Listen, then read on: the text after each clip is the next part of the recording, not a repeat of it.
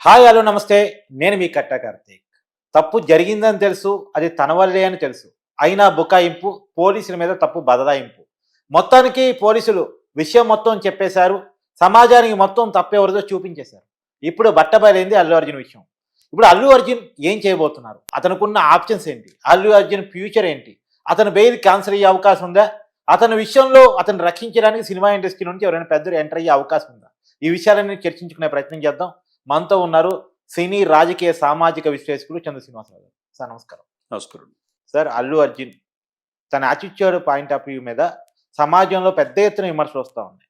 ఎలా చూడాలి? తప్పు జరిగిపోయింది. అతని వల్లేనే తను తప్పు కప్పిపుచ్చుకోవడానికి కావచ్చు, ఏదైనా కావచ్చు. ఆయన బ్లండర్ మిస్టేక్ ఎక్కడ జరిగిందంటే, రేవంత్ రెడ్డి గారు అసెంబ్లీలో అక్బరుద్దీన్ ఓవైసీ అడిగిన ప్రశ్నకి సమాధానం చెప్పారు. ఆయన వల్లే జరిగిందిది అని చెప్పారు. పోలీసులు చెప్పినా గానీ, మనిషి బయట చనిపోయిందన్నా గానీ ఎళ్ళలేదు. చివరికి డీసీపీ ఎంటర్ అయ్యేతలకి అప్పుడు పంపించాల్సొచ్చింది.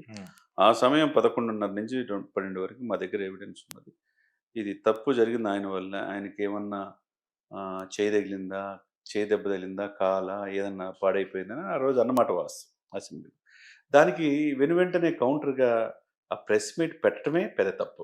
మధ్యంతర బెయిల్‌లో ఉన్న వ్యక్తి ప్రెస్ మీట్ పెట్టకూడదు కానీ పెట్టాడు. ఇంటీరియం బెయిల్ మీద ఉన్నాడు. హ్మ్. నువ్వు మాట్లాడకూడదు. నేను ఆఫ్‌లో ఉన్నానని చెప్పి అన్నాడు. నన్ను నా క్యారెక్టర్‌ని బదనాం చేస్తున్నారన్నారు. ఎవరు చేశారు? హ్మ్. ప్రజల్లో ఉన్నది. ప్రజలు is the custodian of the Telangana people హ్మ్. రేవంత్ రెడ్డి గారు. అది కూడా అసెంబ్లీ లోపల. అసెంబ్లీలో అడిగినందుకు ఒక ప్రతిపక్ష నేతగా అడిగిన దానికి సమాధానం చెప్పాడు. తప్పంతా అల్లు అర్జున్‌దని చెప్పాడు. దాన్ని గౌరవంగా నువ్వు చూసుకోవాల్సింది పోయి కోర్ట్‌లో ఉన్నప్పుడు ఇంటీరియం బెయిల్ మీద మీరున్నారు మధ్యంతరం. పూర్తి కాలం బెయిల్ కూడా కాదది. హ్మ్. ఇంటీరియం బెయిల్ మీద ఉన్నారు. ఉన్నప్పుడు ముఖ్యమంత్రి గారినే మీరు ప్రశ్నించినట్టు, పోలీసు యంత్రాంగాన్నే సవాల్ చేసినట్టు నాకెవరు చెప్పలేదంటాం. మరి పోలీసులు కూడా హర్ట్ అయ్యారు కదా! వెనువెంటనే నిన్న జరిగిన పరిణామాలు మీకు తెలియనివి కాదు. సిపి ఆనంద్ కమిషనర్‌గా మంచి పేరున్న వ్యక్తి. అవును. తప్పంతా అల్లు అర్జున్‌దే. మనిషి చావకని చెప్పి వాళ్ళు ఆరోపించారు. పోలీసులు పాపం చాలా ప్రయత్నం చేశారు సార్. సార్ వాళ్ళని అక్కడ ఉన్న బతికించడానికి. స్టేషన్ హౌస్ ఆఫీసర్ పోయి స్వయంగా నేను చెప్పానని వాంగ్మూలం ఇచ్చాడు. 2 రాజు నాయక్ అని సీఐ. అవును. సార్ 15 రోజుల నుంచి ఆమెను కాపాడలేకపోయానని నాకు నిద్ర పడతలేదన్నాడు పాపం. కళ్ళమ్మట నీళ్ళు పెట్టుకున్నాడు. హ్మ్. వీళ్ళంతా సాక్షాత్తు కమిషనర్ ముందు మిగతా ఆఫీసర్స్, ఐపీఎస్ ఆఫీసర్స్ ఉన్నారు. వాళ్ళు చెప్పారు. తప్పంతా ఆలోచిందని చెప్పారు. బయటకొచ్చి మనిషి చనిపోయిందని తెలిసి కూడా అభివాదాలు చేస్తా ఎళ్ళాడు. దీనంతటికి కారణం అని ఎవిడెన్స్ చూపించారు సమాజానికి. సరే ఆ తర్వాత జరిగిన పరిణామాలు మనకు తెలుసు. ఈ ఈ సిట్యుయేషన్‌లో ఇంకోటి జితేంద్ర గారు కూడా చెప్పారు డీజీపీ. మాకు హీరోలైనా ఎవరైనా ఒకటే. పరిస్థితిని బట్టి ఎళ్ళాలి. చట్టం తన చేతులు తీసుకుంటే ఎవరైనా ఒకటే అని చెప్పేసి చాలా కఠినంగా ఉన్నారు.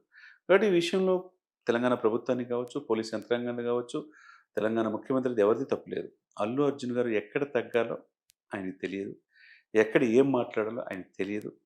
ఈ పరిణామాల వల్ల స్వయం కృతాపరాధంతో అంటే సినిమాలో తగ్గేదేలే అని హీరో చెప్పిందే వేదం అన్నట్టు నడిచింది. కానీ బయట సినిమా సమాజంలో కూడా అది నడిచిద్ది అది అంటే రీల్ సినిమా సార్. రియల్ హీరోల్లో రియల్ సినిమా ఎట్లా ఉండాలి? సమాజాన్ని బట్టి మనం వెళ్ళాలి తప్పితే మనం ఏమి అతీతులేం కాదు. అవును. ఇక ఆ పాయింట్ ఆఫ్ వ్యూ అది జరిగింది. ఇప్పుడు ఏం జరగబోతుందనేదే ప్రశ్న. హ్మ్. ఇంటీరియం వాళ్ళ పోలీసులంతా కూడా ఎవిడెన్స్ కలెక్ట్ చేశారు. హ్మ్. 10,000 వీడియోలు చూశారు. హ్మ్. అంటే చూసుకోండి మీరు ఎంత టైం కేటాయించారో. హ్మ్. ఈయన బుకాయిస్తున్నారుగా నా తప్పు లేదని. పోలీసులదే తప్పు అంటున్నారు కదా! పర్మిషన్ ఉందని చెప్తున్నారు కదా! పర్మిషన్ లేదని కూడా ఎవిడెన్స్ చూపించారుగా వాళ్ళు. మేము రావద్దని చెప్పినా వచ్చారు. చెప్పినా ఎళ్ళలేదు. రేవతి మృతికి కారణం ఎవరు అన్నారు. సాక్షాత్తు గౌడు ప్రదేశ్ కాంగ్రెస్ కమిటీ అధ్యక్షుడు కూడా చెప్పాడు ఈ చావుకు కారణం అని చెప్పి. చివరికి కోమటిరెడ్డి సినిమా ఫోటోగ్రఫీ మంత్రి కూడా 21,00,000 వాళ్ళ బిడ్డతో అవును. పాటు 20,00,000 ఇచ్చి వాళ్ళ బిడ్డ పేరు మీదుగా మీకు ప్రభుత్వం సహకరిస్తామని చెప్పారు సీతేజకి. అతను కూడా చెప్పాడు. ఈ మృతికి కారణం అల్లు అర్జున్ అని చెప్పి. ఈ పరిణామాల రీత్యా ప్రభుత్వం అంతా ఒకటైంది. పోలీసులంతా ఒకటయ్యారు. కార్తీక్ గారు పోలీసులనేది మీకు నాకు రక్షకులుగా ఉంటారు. పోలీసులకేమి కక్షలు కార్పణ్యాలు ఉండవు. వాళ్ళు లా ప్రకారం వెళ్తారు. ఎఫ్ఐఆర్ అనేది ఫస్ట్ ఇన్ఫర్మేషన్ రిపోర్ట్‌లో ఏమున్నదో అదే చూస్తారు. కాబట్టి వాళ్ళంతా ఎవిడెన్స్‌తో నేను బహిరంగ సమాజానికి తెలియజేశారు. కాబట్టి అక్కడ కూడా మళ్ళా అల్లు అర్జున్ గారు ఇంకోసారి బుక్ అయ్యారు. ఇప్పుడు జరగబోయేది ఏందనేది అందరి మధ్యలో ప్రశ్న. ఇంటీరియం బెయిల్ రద్దు చేయమని ఇప్పుడు తెలంగాణ పోలీసులు హైకోర్ట్‌కెళ్లారు. ఏం జరుగుతుందో సాయంత్రానికి. ఇంటీరియం బెయిల్ గనుక రద్దయితే డెఫినిట్‌గా ఆయన్ని జైలుకి పంపించే అవకాశం ఉంది. ఎందుకంటే వాళ్ళకి కావాల్సిన చట్టానికి కావాల్సిందేంది? సాక్ష్యాలు. సాక్ష్యాలు సఫిషియెంట్‌గా సేకరించారు. అవును. 10,000 వీడియోలు, 12 నిమిషాలు వాళ్ళు డాక్యుమెంటరీ చూపిచ్చారు.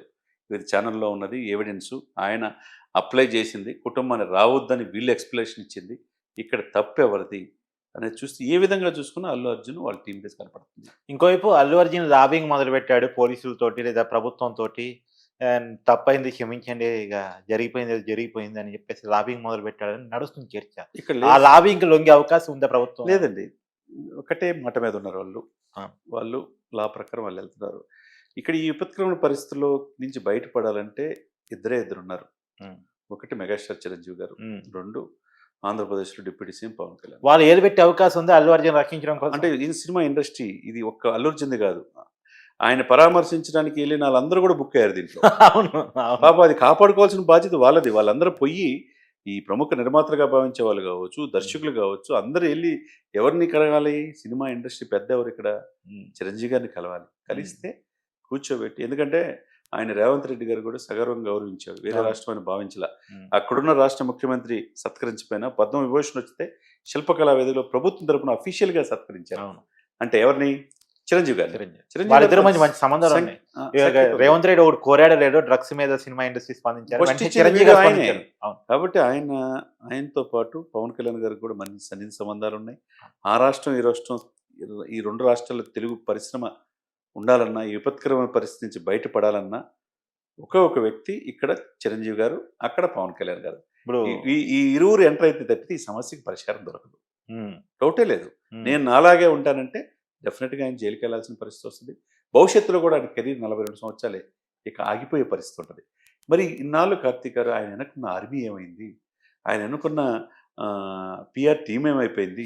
ఆయన వెనకున్న బౌన్సర్ బాడీగార్డ్ లాగా. బౌన్సర్స్ ఏమైపోయారు? ఆ. బౌన్సర్‌కి కూడా సిటీ కమిషనర్ తాట తీస్తానని చెప్పాడు. అవును. మీరు పోలీసుల్ని ఆపుతున్నారంటే తాట తీస్తానని చెప్పాడు. బౌన్సర్లు కూడా అసలు హెచ్చరించారు. పోలీసులను ఆపడం ఏంది సార్ బౌన్సర్లు? అది మరి దారుణంగా ఉంది. అంటే బౌన్సర్లు ఏమైనా మిమ్మల్ని కాపాడారంటే ఎవరు కాపాడలేరు సార్. 300 కోట్ల సినిమా మొత్తం దేశం అంతా హిట్ అయినా ఏపీ తెలంగాణలో పరిస్థితి ఎందుకు కలెక్షన్స్ నిలైనయి? అవును. కేవలం స్వయంకృత అపరాధం. అవును. Attitude point of view.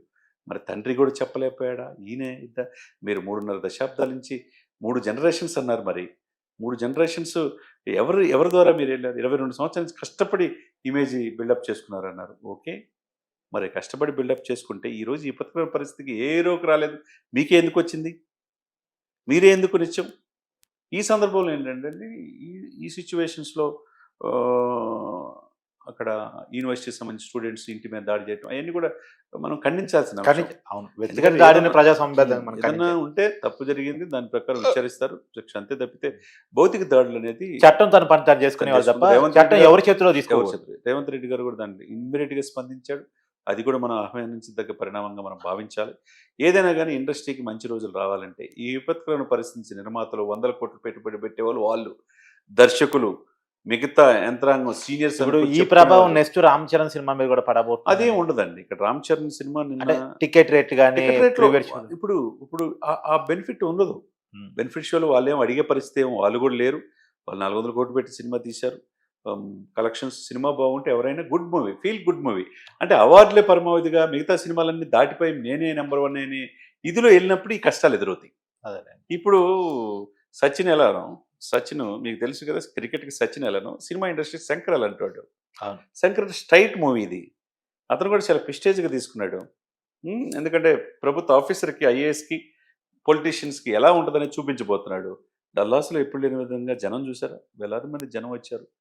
విపరీతమైన అవును. ఇదైంది. ఈ సినిమా సుకుమార్ అయితే నెక్స్ట్ జాతీయ అవార్డు రాబోతుంది. అటువంటి అద్వితీయమైన నటన చూపించాడని చెప్పి సాక్షాత్ సుకుమార్ చీఫ్ గెస్ట్‌గా వెళ్ళాడు దీనికి డల్లాస్. హ్మ్. ఆయనే చెప్పాడంటే ఇక దీన్ని బట్టి ఈ సినిమాకి దానివల్ల ఇబ్బంది ఏమి ఉండదు. కలెక్షన్స్ పాయింట్ ఆఫ్ వ్యూలో కలెక్షన్స్ పరమావధి కదా సార్. మంచి సినిమా తీసామని ప్రజల్లో మనల్ని పొందాలి. డబ్బు కాదు. ప్రజలు తండ్రికి తగ్గ తనయుడిగా ఎమర్జ్ అవుతున్నాడు. అది మనం వెయిట్ చేయాలి, చూడాలి. అది జనవరి 10 రిలీజ్ కాబోతుంది కాబట్టి. థాంక్స్. థాంక్స్.